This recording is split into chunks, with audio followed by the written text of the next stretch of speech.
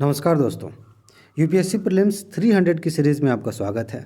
आज का हमारा टॉपिक है प्रवाल भित्ति, जिसको हम अंग्रेजी में क्या कहते हैं, कोरल रीफ। आगे बढ़ने से पहले मैं आपके काम की एक बात बताऊं, ध्यान से समझिएगा। दो तरह के लोग इस सीरीज़ को देख रहे हैं।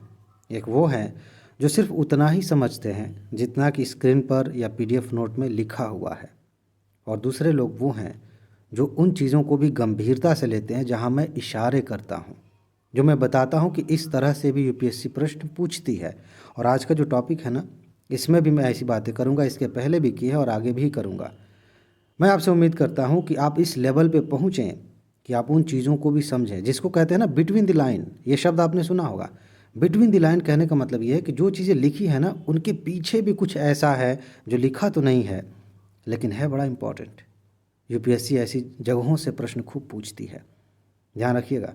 और अगर आपको लगता है कि आप ज़्यादा नहीं समझ पा रहे हैं तो इसका उपाय सिर्फ इतना सा है, मतलब हो सकता है ना कभी कभी ऐसी फीलिंग आती है कि पता नहीं ये क्या कह रहे हैं, किस लेवल की उम्मीद कर रहे हैं। सीधा सा मतलब ये है कि आप जितना रिवीजन करते हैं, जितना टॉपिक को बार बार रिवाइज करते हैं, उतना उस लेवल पे पहुंच जाते हैं कि आप बिटवीन द लाइन की बातों को पकड़ सकें। तो आप बार बार वीडियो से या पीडीएफ से कहीं से भी रिवीजन करेंगे तो उसी चीज़ में आपको नई नई चीज़ें दिखेंगी। फिर से जो आप मेरी बात सुनेंगे ना, जो मैंने पहले कही है, नए रूप में समझ में आएगी। चलिए आगे बढ़ते हैं। प्रवाल भित्ति के बारे में पहले भी क्वेश्चन पूछे हैं यूपीएससी ने, अभी भी बहुत इंपॉर्टेंट है, आने वाले समय में भी इम्पॉर्टेंट है, क्योंकि समुद्र का जो वातावरण है, जो वहाँ की पारिस्थितिकी है, वो क्लाइमेट चेंज और बाकी गतिविधियों की वजह से काफ़ी तेज़ी से बदल रहा है, समस्याएं आ रही हैं। क्वेश्चन इंपॉर्टेंट है, मेंस में भी क्वेश्चन आ रहे हैं यहाँ से और प्री में भी। तो सबसे पहली बात हम कर लेते हैं कि प्रवाल भित्ति क्या है। समझ लीजिए, इसको मूंगे की चट्टान कहते हैं, कोरल रीफ कहते हैं, ठीक है। प्रवाल भित्ति समुद्र के भीतर स्थित प्रवाल जीवों द्वारा छोड़े गए कैल्शियम कार्बोनेट से बनी होती है, चूने से बनी होती है, कैल्शियम कार्बोनेट, सीधा सीधा ये कहें तो। ठीक, एक चीज़ आपको समझ में आई, अभी आगे समझ में आएगी।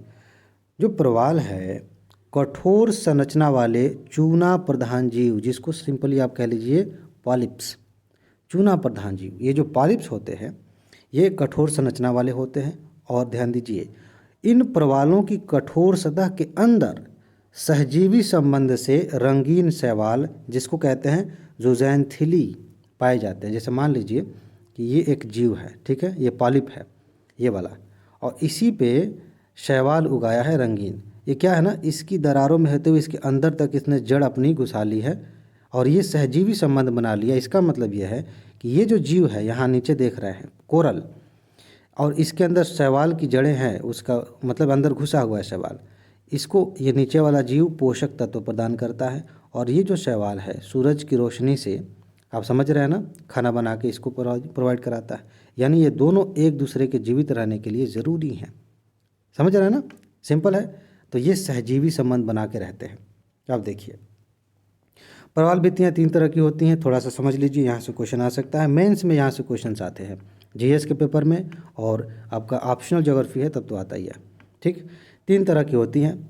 एक होती है तटीय प्रवाल भित्तियाँ, मैं अभी इसको समझा देता हूँ, पहले पढ़ दूँ फिर यहाँ पे बना के दिखा दूँगा। तटीय प्रवाल भित्तियाँ प्रवालों की ऐसी संरचनाएँ होती हैं जो समुद्र तल पर मुख्य भूमि के निकट किनारों पर पाई जाती हैं। भारत में ये मन्नार की खाड़ी और अंडमान निकोबार द्वीप समूह में पाई जाती है। जैसे मान लीजिए कि ये द्वीप है, ठीक है, ये द्वीप है, बाकी ये पानी है इधर। ठीक, अब ये कह रहा है कि तटीय प्रवाल भित्ति क्या है। तटीय प्रवाल भित्ति एकदम इसके सटा हुआ यहाँ विकसित होगा, एकदम सटा हुआ ऐसे, ठीक है, किनारे, ये महाद्वीप है पूरा ये वाला, इसको कहते हैं तटीय प्रवाल भित्ति। गैप नहीं होता, ये प्रवाल यहाँ से जमते जमते जमते पूरा ये चिपक के रह गया। ये महाद्वीप है, ये महासागर है इधर का, ये हो गया तटीय प्रवाल। आगे देखिए, अवरोधक प्रवाल भित्ति क्या होती है, यहाँ कर लेते हैं, जगह बन जाएगी। अवरोधक प्रवाल किनारे से दूर पाई जाती है, ठीक है, तथा इनके और किनारे के बीच सैकड़ों किलोमीटर चौड़ा लैगून होता है। लैगून पे क्वेश्चन आते हैं। संसार की सबसे बड़ी अवरोधक प्रवाल भित्ति ऑस्ट्रेलिया की ग्रेट बैरियर रीफ है, ठीक है, इसी तरह की भित्ति है। जैसे मान लीजिए कि ये जो है महाद्वीप है, ठीक है, और ये जो है इधर पानी है। तो इसका विकास कैसे होगा, मान लीजिए आप साइड से खड़े होकर देख रहे हैं पानी में ही, आप देखेंगे कि ऐसे इसका विकास हुआ है, ऐसे ये प्रवाल है। ये जो बीच का हिस्सा है ना, ये वाला, ये लैगून बन गया, ये लैगून झील है। ये मुख्य भाग है महाद्वीप का या द्वीप का, उसके बाद से ये पानी आ गया, झील आ गया, और यहाँ से ये विकास हो गया है किसका, अवरोधक प्रवाल का। ये अवरोधक प्रवाल है, ग्रेट बैरियर रीफ ऐसे ही है। मैं कोशिश करूँ यहाँ पे, जैसे मान लीजिए कि ये ऑस्ट्रेलिया है ना, ऐसे कुछ यहाँ पे बना हुआ है ग्रेट बैरियर रीफ। अगर आपने मैप देखा हो तो, नहीं देखा है तो देख लीजिएगा, इम्पॉर्टेंट है। एक होता है, तीसरा जो प्रकार होता है वो है एटाल। एटाल क्या है, ये भी लैगून ही, वो प्रवाल ही है। किसी लैगून के चारों ओर प्रवाल भित्तियों की एक ऐसी पट्टी है, ठीक है, ठीक है, मतलब पट्टी से निर्मित होता है। ये भित्तियाँ उथले लैगून के किनारों पर अवस्थित होती हैं। जैसे मान लीजिए कि ये फिर से एक हमने द्वीप बना दिया, चाहे महाद्वीप बना दिया, तो इसके चारों ओर इनका विकास होता है, ऐसे चारों ओर। यानी कि ऊपर से आप देखें, ऊपर से तो मान लीजिए कि ये ऊपर से ऐसे दिखेगा, ये टॉप इसका ये दिखेगा, ठीक है, और इसके चारों ओर ऐसे करके ये एटाल बन जाता है, ठीक है, इसको एटाल कहते हैं। बीच में लगून रहेगा कहीं कहीं पे, और ये चारों तरफ से घेर लिया है प्रवाल ने, इसको एटाल कहते हैं। 3 तरह की संरचना हो गई। कभी कभी हो सकता है कि मिलान करने के लिए पूछ लिया जाए, यहाँ तक कि आपका मेंस का भी टॉपिक एक तरह से तैयार होगा काफ़ी हद तक, ठीक है, या कभी उसकी परिभाषा को लेकर के पूछ लिया गया तो बात समझ में आ जाएगी। अब आइए इधर, मैं शुरू में कह रहा था ना इशारा करूँगा, कुछ चीज़ें पहले फैक्चुअल हैं, देख लीजिए। प्रवाल भित्तियों को विश्व के सागरीय जैव विविधता का उष्ण स्तर, इसको यहाँ देखिए हॉट स्पॉट कहा जाता है। हॉट स्पॉट है जैव विविधता का, बहुत ज़्यादा जैव विविधता पाई जाती है, और इसी पर क्वेश्चन पूछा यूपीएससी ने पहले, ठीक है। और इन्हें समुद्री वर्षा वन भी कहते हैं, यहाँ से भी क्वेश्चन आया है, पीसीएस में खूब पूछा जाता है ये कि समुद्री वर्षा वन किसे कहते हैं, ठीक है। ये एक फैक्चुअल क्वेश्चन हो गया। यहाँ से समझिए, इसी लाइन को लेकर के अब लिखा तो जो है वो है, पीछे बैकग्राउंड में जा कर के बिटवीन द लाइन की बात करें कि सागरीय जैव विविधता का हॉट स्पॉट है ये, तो जैव विविधता यहाँ पर इसका मतलब ज़्यादा है। अब इस समझ को अगर आपने दिमाग में बिठा लिया तो कहीं से कुछ बना के घुमा फिरा के यूपीएससी पूछे जैव विविधता और कोरल रीफ को जोड़ के, तो आप आसानी से उसका उत्तर निकाल लेंगे। आप समझ जाएंगे कि यहाँ पर जो कोरल्स हैं समुद्रों में, वहाँ ढेर सारे जीव, कई तरह की मछलियाँ, कई तरह के जीव जंतु, कई तरह के शैवाल उनकी वजह से वहाँ रहते हैं। जो शिकारी मछलियाँ होती हैं, उनसे बचने के लिए छोटी छोटी मछलियाँ यहाँ घुस जाती हैं आके, तो जिंदा रह जाती हैं, जैव विविधता बैलेंस बना रहता है। बहुत सारी चीज़ें हैं, ठीक है। चलिए आगे देखते हैं। ये क्वेश्चन बन सकता है, इम्पॉर्टेंट क्वेश्चन बन सकता है। प्रवाल जो है ना वो कम गहराई पर पाए जाते हैं। मुझे याद है जब मैं पढ़ रहा था ग्रेजुएशन में, तो हमारे सर पढ़ा रहे थे प्रवाल, तो कह रहे थे कि ऐसा है, प्रवाल अगर पानी जब ऐसा है, ये द्वीप है, यहाँ प्रवाल बना है, ठीक, ये यहाँ पानी का सतह है, तो उन्होंने ऐसे समझाया था कि अगर ये पानी के ऊपर आया प्रवाल तो बिना पानी के मर जाएगा, और जो ज़्यादा नीचे चला गया तो डूब के मर जाएगा। तो हमें बड़ी हंसी आई थी, क्योंकि उस समय अभी शुरू किए थे, समझ रहे थे, लेकिन अब बात समझ में आती है कि अधिक गहराई पर ये नहीं पाए जाते, क्योंकि वहाँ सूर्य का प्रकाश नहीं पहुँचेगा, ऑक्सीजन नहीं ज़्यादा रहेगी। आपको पता है ना कि इसके साथ ये जो प्रवाल जैसी संरचना, इसके साथ एक शैवाल है, और शैवाल प्रकाश संश्लेषण करता है, ठीक है। तो ज़्यादा गहराई में जाएंगे तो सूरज का प्रकाश तो मिलेगा नहीं उसको, और ऑक्सीजन का लेवल भी नीचे गहराई में जाते जाते कम होने लगता है। वैसे भी सागरों में अब आजकल एक डेड जोन जैसा बनने लगा है, तो ऑक्सीजन कहीं कहीं वैसे ही ख़त्म होने लगता है, ठीक है। वो वाला कंसेप्ट है। फिलहाल ये समझिए कि ये कम गहराई में पाए जाते हैं, उथले समुद्रों में पाए जाते हैं, ठीक है ना। चलिए आगे बढ़ते हैं। प्रवालों के विकास के लिए क्या चाहिए?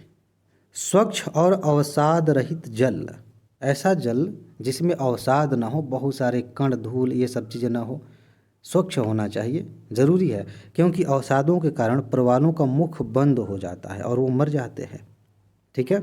ये चीज़ ध्यान रखेंगे आप।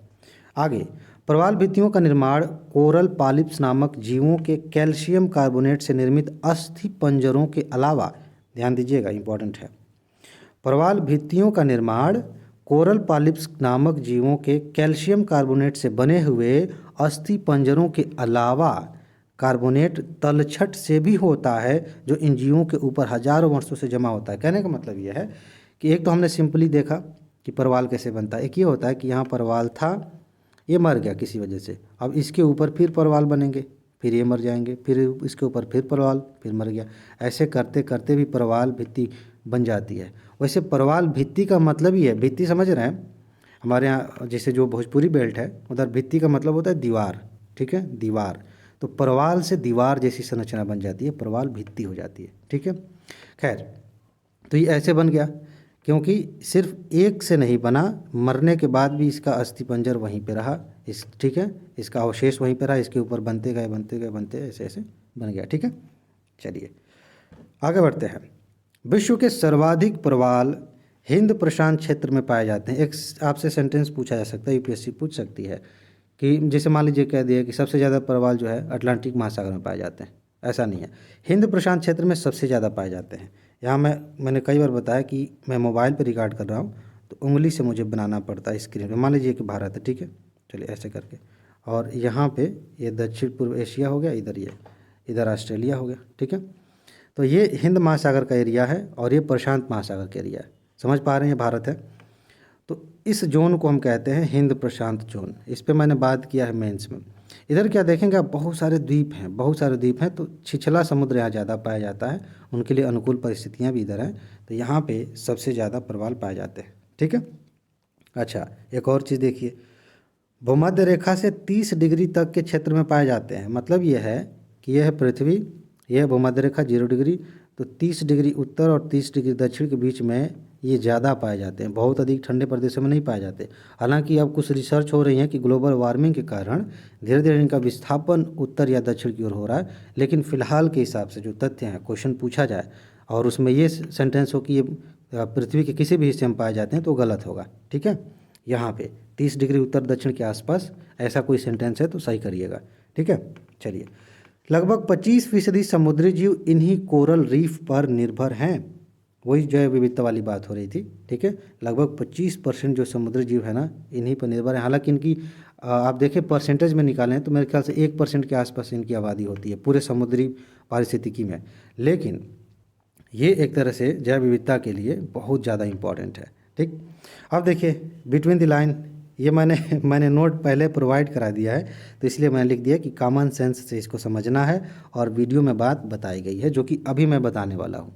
पीडीएफ आपको मिल चुकी है पहले से, बात मैं अभी बताने वाला हूँ, ठीक। क्या बताने वाला हूँ, अगर क्वेश्चन इस तरह से बने कि कोरल का क्या महत्व है, या मतलब इसी मूड में बने, तो ज़्यादातर आप ध्यान रखिएगा कि उसमें चीज़ें जो सेंटेंस शामिल किए जाएंगे वो सही होंगे।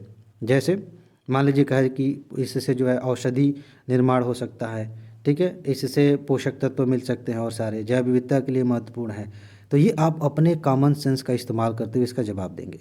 इसी तरह से समस्याएं कुछ हो सकती हैं, पूछा जाएगा कि कोरल के सामने क्या समस्याएं, तापमान बढ़ रहा है, मानव की गतिविधियां बढ़ रही है, पर्यटन बहुत ज़्यादा उन क्षेत्रों में हो रहा है तो इसलिए वो मर रहे हैं, इस तरह की चीज़ें। कॉमन सेंस अगर हम लिखने जाएंगे तो बहुत सारी ऐसी बातें हैं जो हम फिर भी छोड़ देंगे और एक पूरी किताब तैयार हो जाएगी कि इसकी उपयोगिता ये है और इसकी समस्याएं ये है, लेकिन कॉमन सेंस लगाएंगे आप आसानी से पकड़ लेंगे कि क्या इसका आंसर होगा, ठीक है जी। चलिए आगे बढ़ते हैं। कोरल ब्लीचिंग एक समस्या हो रही है, वही जैसे तापमान बढ़ रहा है ना और सी लेवल बढ़ रहा है, तो कोरल ब्लीचिंग हो रही है। कभी कभी पूछा जा सकता है कि कोरल ब्लीचिंग क्या है, सिंपल, और उससे रिलेटेड 4 लाइनें दे दी जाएंगी। समझ लीजिए क्या है। जब तापमान, प्रकाश या पोषण में किसी भी परिवर्तन के कारण तापमान बढ़ जाए, घट जाए बहुत ज़्यादा, या प्रकाश खत्म हो जाए, मतलब ऐसी जगह पे कोरल हो गया है जहाँ पे प्रकाश नहीं जा रहा है, पोषक तत्वों में कमी या बहुत ज़्यादा पोषक तत्व बढ़ जाए, जैसे कि अवसाद या कचरा, बहुत सारी चीज़ें होती है। पोषक तत्व का मतलब हमेशा इस रूप में मत लीजिए कि बहुत अच्छा है।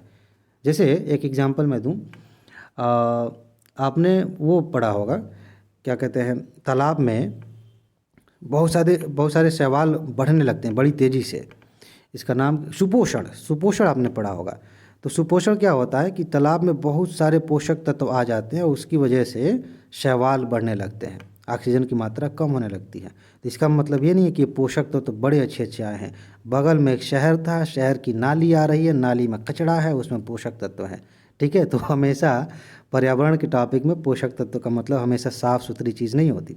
तो पोषण में भी अगर वृद्धि हो जाए, कमी हो जाए, जो भी चीज़ें हैं, कमी होने से मतलब पॉजिटिव सेंस में जो इसको चाहिए था वो नहीं मिल रहा है, और वृद्धि का मतलब मैं ये कहना चाह रहा हूँ जैसे कि अवसाद बहुत ज़्यादा बढ़ जाए तो क्या होता है, प्रवालों में तनाव बढ़ता है, और वे क्या करते हैं, अपने उत्तकों में निवास करने वाले सहजीवी शैवाल, जिसको जगह दे रखा था, किराए पर रखा हुआ था, जुजैंथिली, उसको बाहर निकाल देता है, भैया आप जाओ, अब दिक्कत हो रही है मुझे, हो गया, और उसको निकाल देता है बाहर, जिस कारण से प्रवाल का रंग सफ़ेद हो जाता है। क्योंकि जो रंग मिलता है ना, वो प्रवाल का अपना खुद का रंग नहीं है, उसके ऊपर जो जिस जिस कलर के शैवाल बसे हुए हैं उनकी वजह से इतना खूबसूरत दिखता है प्रवाल। ठीक है, तो वो रंग उसका सफ़ेद हो जाता है, और इसी घटना को कोरल ब्लीचिंग कहते हैं, प्रवाल विरंजन कहते हैं। सिंपल सी बात है। ठीक है, चलिए इसके बाद अगला टॉपिक है, उसकी नोट आपको मिल चुकी है।